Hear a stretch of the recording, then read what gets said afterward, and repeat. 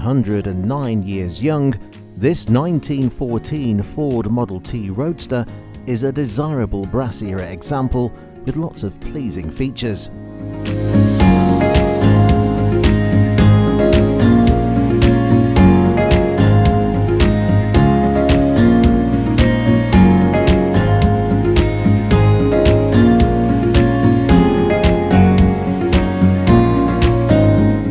It was widely rallied while in the United States, including an award-winning presence at a Vintage Motorcar Club of America event.